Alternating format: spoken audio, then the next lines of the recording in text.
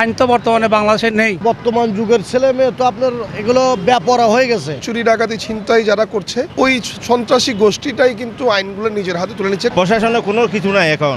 শহরের প্রধান সড়ক থেকে অলিতে গলিতে কেউই যেন নিরাপদ নয়। চুরি ডাকাতি ছিনতাই দিন দিন বেড়েই চলেছে। বিপাকে পড়েছে সাধারণ মানুষ, তাই তুলে নিচ্ছে নিজের হাতে আইন। এমনটা কেন হচ্ছে চলুন সরাসরি সাধারণ মানুষের কাছেই জানার চেষ্টা করি।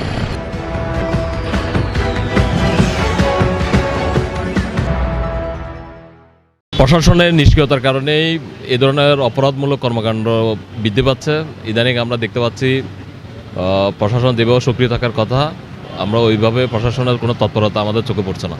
আর এই নিষ্ক্রিয়তার কারণেই বিভিন্ন অপরাধমূলক কর্মকাণ্ড সমাজে বৃদ্ধি পাচ্ছে।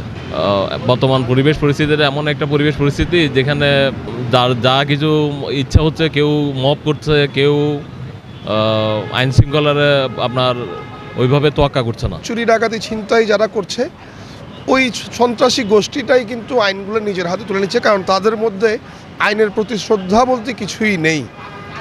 আর প্রশাসনের ভিতরেও কিছু কুচক্রী মহল রয়েছে যাদের উৎসাহ উদ্দীপনা, যাদের উৎসাহতে তারা এই যে মানুষ নিজের হাতে আইন তুলে নেওয়ার একটা প্রবণতা মানুষের মধ্যে তৈরি হচ্ছে। আমি মনে করি প্রশাসন আরেকটু কঠোর হলে সন্ত্রাসীদের বিরুদ্ধে, তাহলে মনে হয় কি এই বাংলাদেশটাতে আমাদের এবং আমাদের এই সমাজে একটি শৃঙ্খল পরিবেশ ফিরে আসবে। আর একটা মানুষকে তো এরকম চুরি করুক অথবা যাই কিছু করুক, ওরা নিজে হাতে আইন নেওয়া যাবে না। বর্তমান যুগের ছেলে মেয়ে তো আপনার এগুলো বেপরা হয়ে গেছে।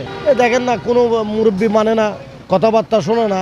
আর গার্জিয়ানের তো খোঁজখবরও তো নাই, গার্জিয়ান খোঁজখবর নিতে হবে। তো আইন তো বর্তমানে বাংলাদেশে নেই, বিগত 17 বছর ধরে নেই, যার কারণে চেইন অফ কমান্ড এটা এখনও চলতেছে। আর বর্তমানে আরও বিশৃঙ্খলার সৃষ্টি শুরু হয়েছে।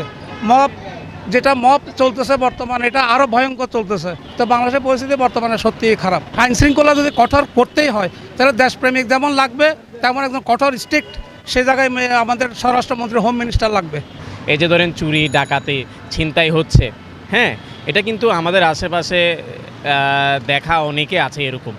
তো এই মানুষগুলোকে কিন্তু অনেক নতুন যারা নেতা তৈরি হয়েছে তাদের প্রভাবের কারণে কিন্তু এগুলো আরও বেড়ে যাচ্ছে। যেমন ধরেন অনেক জায়গায় চোর ধরে নিয়ে গেছে, কিন্তু কোনো এক নেতা এসে ধরে আবার বের করে নিয়ে আসলো, তাহলে তার কি সঠিক বিচার হলো না? তাহলে আমরা বাংলাদেশের নাগরিক হিসেবে আসলে আমাদের দায়িত্বটা দেশের প্রতি, দেশের মানুষের প্রতি ঠিকভাবে পালন করা দরকার। আগে 2,000-5,000 টাকা নিয়ে বাইরে হলে কোনো সমস্যা হতো না, এখন বর্তমানে 500 টাকা নিয়ে বাইরে হলে মনে করেন কি ভয়ের ভিতরে আমরা থাকি। প্রশাসন যদি আপনার থাকতো, শক্তিশালী করতো, তাহলে মনে করেন সাধারণ মানুষ কি আপনার তুলতে পারতো না। আর সবার হাতে নিজের হাতে আইন তুলে নিতে পারতেছেন। এখন যদি প্রশাসন থেকে আপনার যদি একটু শক্ত করে সন্ত্রাস দমন করে, তাহলে মনে করেন সব কিছু ঠিক থাকে। চুরি ডাকাতে ছিনতাই বেড়ে গিয়েছে, মানুষের সহযোগিতা নিজেরাই ছেড়ে দিচ্ছে, এটা কোনো আইনের আওতায় আনা হচ্ছে না, যার জন্য মানুষের সাহসটা দিন দিন বেড়ে যাচ্ছে। তত্ত্বাবধায়ক সরকার যত যাই হোক, ওরা কখনোই একটা পার্মানেন্ট যেটা সরকার আছে ওদের মতো তো আর কখনোই করতে পারবে না। তো ওই জন্য তত্ত্বাবধায়ক সরকারকে কেউ তেমন একটা গুরুত্ব দিতে চাচ্ছে না। 5ই আগস্টের পর সবাই এরকম একটু উড়ু হয়ে গেছে আর কি। প্রশাসনের কোনো কিছু নাই এখন।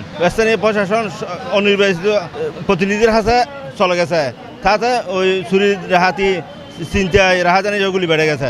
সাধারণ মানুষ বলছে বিচার ব্যবস্থা আরও কঠোর হতে হবে, তাহলে এই সমস্যার সমাধান হবে। নুর আফরিন পপি, 24 টিভি, চট্টগ্রাম।